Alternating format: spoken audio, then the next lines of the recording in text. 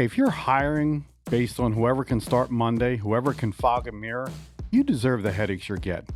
Every time you hire a B player, you're not just wasting salary, you're losing your reputation, you're killing your margins, and you're driving your best employees away. We're done with that. Today, we're covering the exact framework for spotting, hiring, and keeping top-tier A player technicians.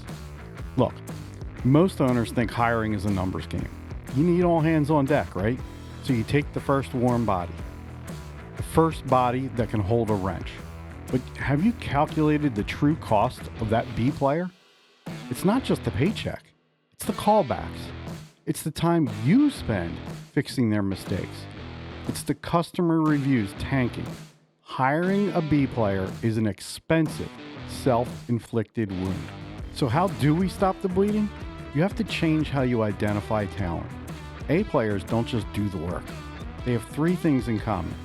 Ownership, they see a problem, own the problem, and own the fix. They don't wait for your permission. They have standards. Their personal bar for done is much higher than yours.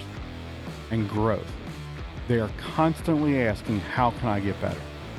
If you're not asking interview questions that reveal these traits, you're not interviewing, you're just trying to fill a seat.